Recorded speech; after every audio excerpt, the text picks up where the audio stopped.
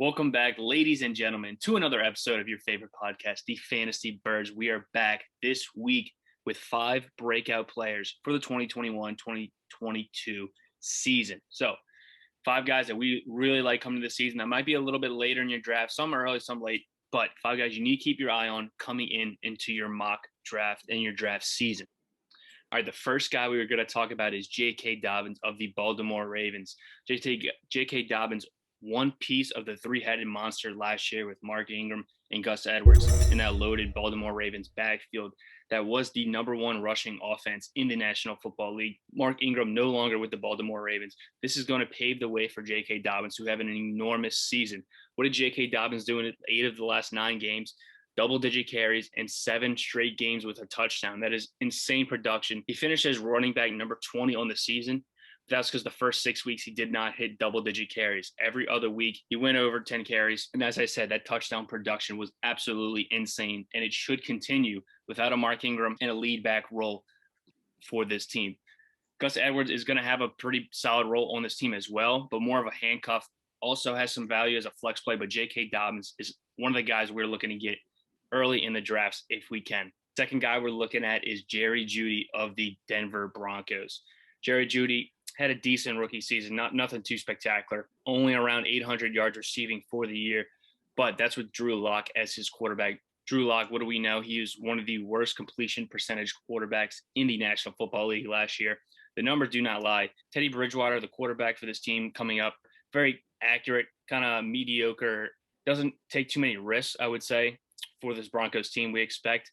And what did he do in Carolina? He had DJ Moore, Curtis Samuel, and Robbie Anderson, all 3 legitimate fantasy options at the wide receiver position.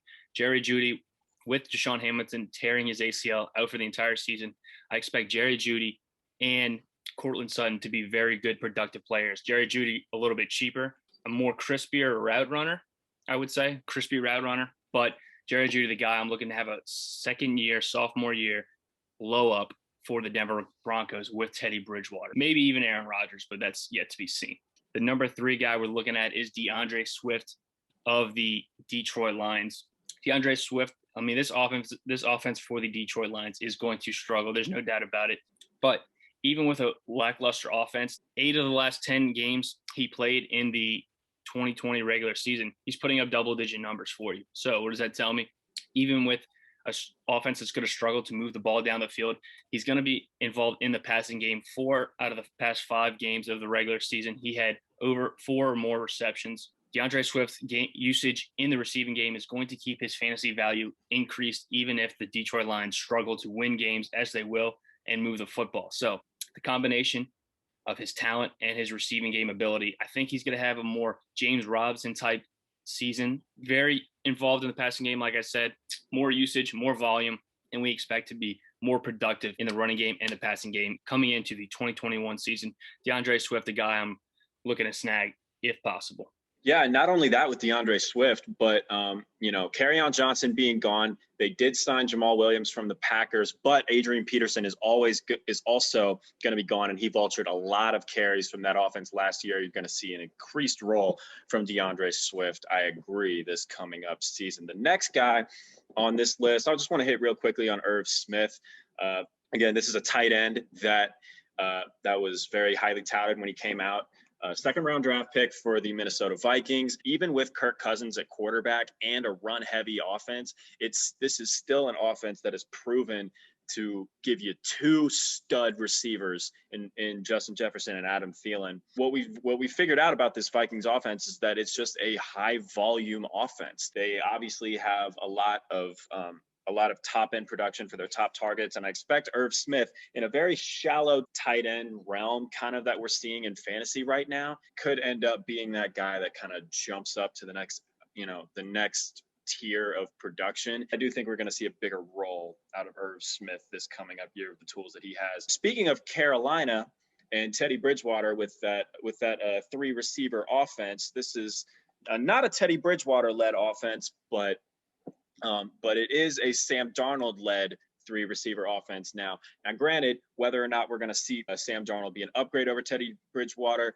that's to be seen. I'm not quite sure. I'm not quite sure what Sam Darnold is, but regardless, they like to throw the ball in Carolina. That Joe Brady offense, they like to open the field up. Terrace Marshall is not just the outside only receiver that we saw when he was at LSU. This past season at LSU, he moved around a lot. He even played most of his reps from the slot. So you might see him and DJ Moore interchangeable in the slot. Either way, they're going to use a lot of three receiver sets. This is an offense that likes to throw the ball around a lot. And not to mention that, LSU also has a recent history of putting out receivers in the NFL being really productive. Terrace Marshall has the physical traits to do so, and that's why I think he could be a rookie breakout option to be a potential wide receiver 2, wide receiver 3 for you. I think he has that type of physical upside. Granted, in terms of breakout players, I also have to shout out Najee Harris. He would obviously be on this list, but he's also probably going to be a top 15 pick in this upcoming draft. And frankly, if you watched our previous video, you know how high both of us are on Najee Harris. So I think that kind of goes without saying. But I did kind of want to throw Najee Harris in there. But yeah, these are definitely 5 guys we think that have a lot of upside this coming up season, and you're definitely going to want to do your homework and do some research on these guys. Totally agree with everything you just put down. Just to add one more guy to this list, CeeDee Lamb, wide receiver for the Dallas Cowboys. Would have put him on the list, but he might be a little bit too obvious, we thought. So huge production, kind of took that slot receiver role for the Dallas Cowboys when Dak Prescott was healthy. Absolutely used all over the field. Dak loved this guy, putting up flex numbers right out of the gate. When Dak went down, we did see his numbers degrade a little bit. So we expect CeeDee Lamb to be back in that top echelon category of wide receiver where he can be a high-end flex play, low-end wide receiver too. CeeDee Lamb, another guy we think could have a breakout season. But those are the guys we're talking about for breakout potential seasons in the 2021 NFL fantasy football season.